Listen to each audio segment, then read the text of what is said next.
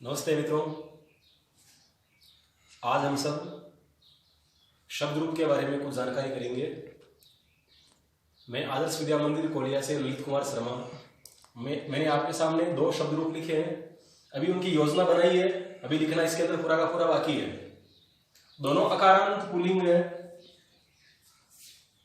और तृतीय कक्षा से आदर्श विद्या मंदिर कोलिया में विद्या भारती के जितने भी विद्यालय उन सब में संस्कृत विषय अनिवार्य रूप से लगाया हुआ है। उनमें सब में शब्द रूप, धातु रूप, इन सब चीज की आवश्यकता पड़ती है।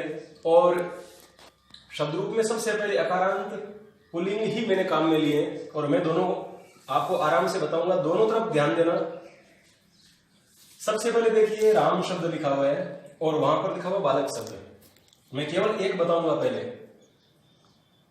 दोनों संज्ञा रूप है और संज्ञा रूप की विशेषता होती है, दोनों में 8 विभक्तियां होती है। प्रथमा से लेकर के सप्तमी तक तो विभक्ति और आगे संबोधन वाली विभक्ति अलग। इसमें भी है 8 विभक्तियां हैं पूरी।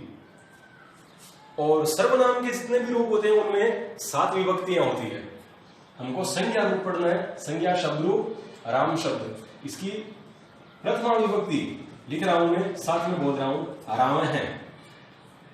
राम आगे विसर्ग। अभी ये नाम हिंदी में लिखा हुआ है, विसर्ग लगते ही ये प्रथमा विभक्ति का एक वचन बन गया। राम है, रामौ 2 मात्राएं और रामाहा। छोटे बच्चों में बोलने के लिए राम है, रामौ, रामाहा प्रथमा, इस प्रकार बोला जाएगा। विभक्ति द्वितीया, रामम हलंत है नीचे, रामौ, रामान द्वितीया,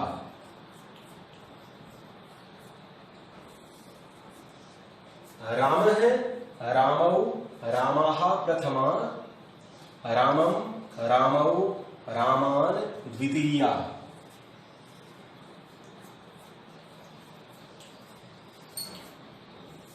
रामेण, रामाभ्याम,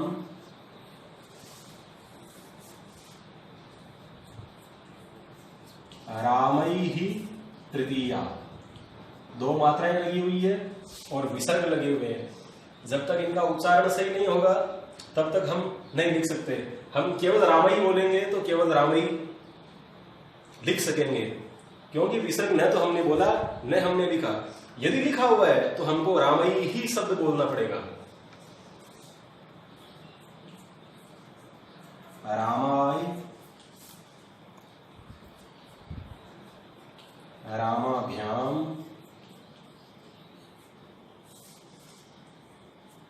रामेभ्य,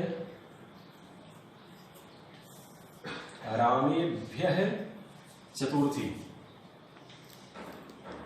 अभी तक जितनी भी विभक्तियां लिखी हुई है उनमें द्विवचन प्रथमा और द्वितीया एक जैसे हैं।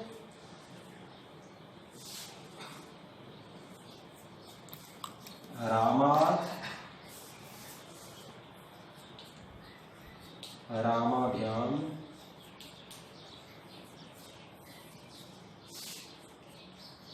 रामेभ्य, रामेभ्यः पंचमी। अब ध्यान देंगे तो प्रथमा द्वितीया का द्विवचन, तृतीया चतुर्थी का द्विवचन और पंचमी का द्विवचन। प्रथमा द्वितीया का द्विवचन एक समान है, तृतीया से पंचमी तक के द्विवचन एक समान है और चतुर्थी पंचमी का बहुवचन एक समान है। और यही सिस्टम उसी में रहेगा, उसमें मैं वैसा का वैसे लगाऊंगा।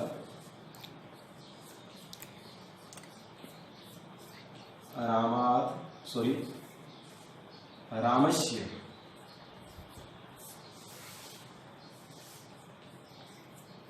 रामयोः,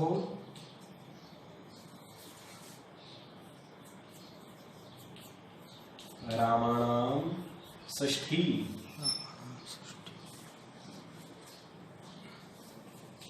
रामे। अब ध्यान दीजिए, हम बोलने में दोनों को एक समान बोल देते हैं कई बार। उसमें रामई ही शब्द है और ये रामे शब्द लिखा हुआ है, एक मात्रा है, उसमें दो मात्रा और विसर्ग है। रामे रामयो हो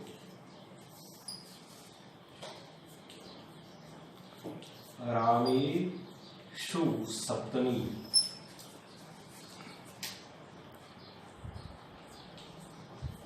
हे राम, सीधा सीधा ऊपर वाला नाम उतार करके यहां रखना है, हे राम, और ये चिन्ह लगाना जरूरी है।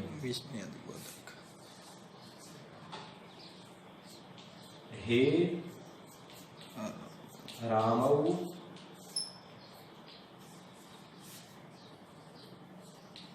हे रामः, विसर्ग है, संबोधन, संबोधनम बोलते हैं इसको। बोलने में आएगा राम है, रामौ, रामः प्रथमा, रामम, रामौ, रामान द्वितीया, रामेण, रामाभ्याम, रामैः तृतीया, रामेण, रामाभ्याम, रामैः तृतीया, रामाय, रामाभ्याम, रामेभ्यः चतुर्थी, रामात्, रामाभ्याम, रामेभ्यः पंचमी, रामस्य, रामयो, रामाणाम षष्ठी। विभक्तियां सब पहले लिखी हुई है, रामस्य, रामयो, रामाणाम षष्ठी, रामे, रामयो, रामेषु सप्तमी, हे राम, हे रामौ, हे रामाः संबोधनम। ये जितना का एक बार मैटर लिखा हुआ है, ये पूरा का पूरा वहां पर काम में लिया जाएगा। जैसे इसके विसर्ग मैं वहां पर लगाऊंगा, इसकी मात्रा उसमें द्विवचन में लगेगी, इसकी मात्रा और विसर्ग वहां बहुवचन में लगाऊंगा मैं। इसका मैं हलंत द्वितीया एक वचन में लगाया जाएगा, और इसकी आ की मात्रा और न हलंत द्वितीया बहुवचन में लगाऊंगा, और ये मात्रा ऊपर वाले जैसी अपने आप हो जाएगी। इस प्रकार का सिस्टम है। अकारांत पुल्लिंग में दोनों, और दोनों में एक समानता रहनी है। कुछ थोड़ा बहुत हल्का भारी फेरबदल होगा, मैं वो आपको बता दूंगा अपने आप। लिखा हुआ है बालक, सबसे पहले तो बालक ही लिख देते हैं।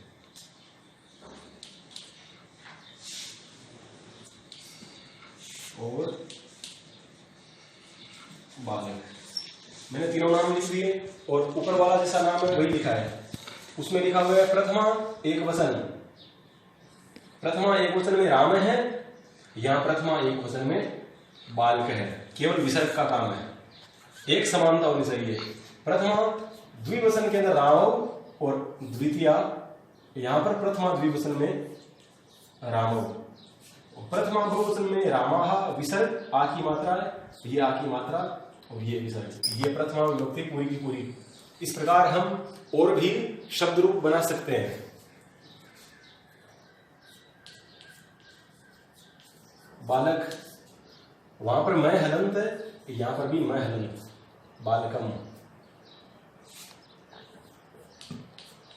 वापस बालक शब्द लिख दिया, औ की मात्रा है, औ की मात्रा लगा दी, बालकौ। वापस बालक शब्द लिख दिया, आ की मात्रा और न लिखा हुआ है, यहां पर ध्यान दीजिए, आ की मात्रा और न है, ये आ की मात्रा और न। अब तृतीया एक वचन पर ध्यान दीजिए, वहां पर रामेण लिखा हुआ है, और यहां पर मैं बालक, अब ए की मात्रा लगा दी, है की जगह मैं न से न लिख रहा हूं, और इसका सबसे बड़ा कारण यही है, वो है ऋतु रसानाम मूर्धा, और ये है ऋतु लसानाम दंत है। ये सूत्र काम आता है, लेस ये रे ले वे, इनमें सबसे पहले ल से लट्टू लिखा हुआ है कहीं पर, यह दंत्य है। न से नल, ये भी दंत्य है। जहां पर र से रस्सी लिखा हुआ है वहां पर हण लिखा हुआ है, ये दोनों मूर्धा से बोला जाता है। बालकेन, बालकाभ्याम। अब ये तृतीया विभक्ति और यहां पर षष्ठी बहुवचन में भी इस प्रकार का कोई न कोई फेरबदल होगा। बालकेन, बालकाभ्याम, वापस बालक, दो मात्राएं और विसर्ग, बालकई ही।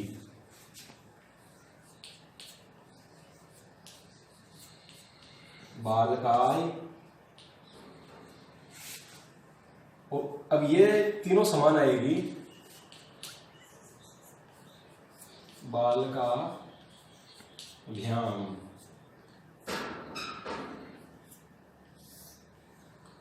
बालकेभ्यः,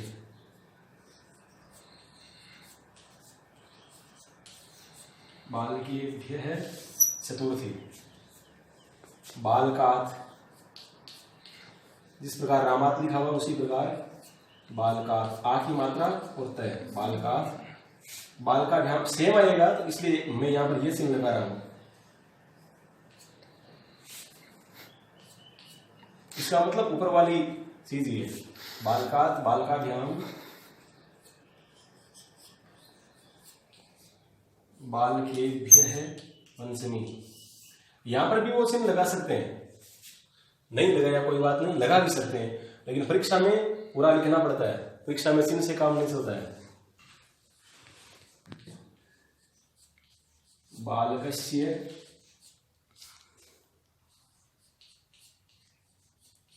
बालकयोः। अब जैसे यहां रामेण और बालकेन, यहां पर रामाणाम, यहां पर बालका नाम, बालका नाम षष्ठी।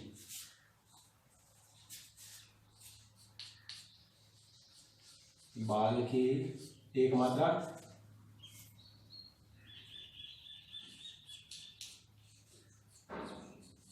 बालक योः,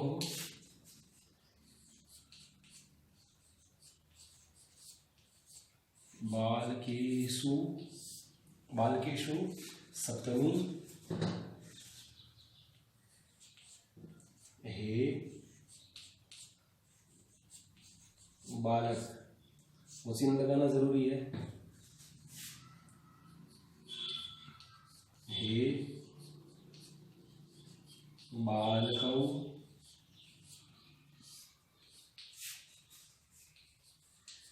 हे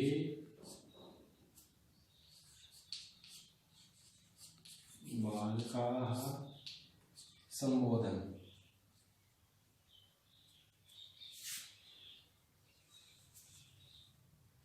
विसर्ग है यहां पर, कभी कभी चौक काम नहीं करती है, कभी कभी हाथ भी काम नहीं करता है। अब ध्यान दीजिए, शब्द रूपों में समानता है, केवल तृतीया एक वचन और षष्ठी बहुवचन। यहां पर ण लिखा हुआ है और यहां पर न लिखा हुआ है, एक, और यहां पर ण लिखा हुआ है, यहां पर न लिखा हुआ है। केवल पूरे में इतना फर्क है और कोई फर्क नहीं है, बाकी मात्राएं सेम है। शब्द राम और बालक लिख दिया, यहां पर वृक्ष लिख सकते हैं, और भी जैसे वानर शब्द लिख सकते हैं, घट शब्द लिख सकते हैं। अकारांत पुल्लिंग, अकारांत का मतलब है यहां पर कोई मात्रा नहीं है, केवल ए है, अक्षर पूरा है इसलिए ए है। यदि हलंत होता तो अकारांत भी नहीं रहता। यदि आ की मात्रा लग जाती है तो आकारांत बन जाता है, ई की मात्रा लगता है तो इकारांत बनता है। एकदम बराबर इसमें से मैं आपको कुछ प्रश्न पूछ रहा हूं और उन प्रश्नों को आप तैयार कर सकते हैं। कभी कभी परीक्षाओं में आ जाता है, बालक शब्द की पंचमी विभक्ति का एक वचन बताइए, या राम शब्द की षष्ठी विभक्ति का बहुवचन बताइए। राम शब्द की चतुर्थी विभक्ति का द्विवचन क्या है? इनमें ऑप्शन दे दिए जाते हैं। ऑप्शन से तो हम कर सकते हैं, लेकिन हमको एक अकारांत पुल्लिंग पूरा याद होना चाहिए, तब हम सीधा सीधा बिना ऑप्शन अपना पूरा प्रश्न का उत्तर सही दे सकते हैं। जैसे अभी यहां से पूछा जाए राम शब्द की षष्ठी विभक्ति का एक वचन रामस्य, बालक शब्द की षष्ठी विभक्ति का बहुवचन बालका नाम, राम शब्द की रामाणाम, हणे न, इनका भी अंतर हमको ध्यान में होना चाहिए। इस प्रकार के आप प्रश्न बना सकते हैं, अपने आप बना सकते हैं। जैसे अकारांत का क्या मतलब है? अकारांत का ये मतलब है कि उसमें ए छुपा हुआ है, अंतिम अक्षर जो भी है उसमें ए छुपा हुआ है, और संज्ञा शब्द जितने भी है उन संज्ञा शब्दों में 8 विभक्तियां होती है। जितने भी सर्वनाम शब्द उनमें 7 विभक्तियां होती है। धन्यवाद।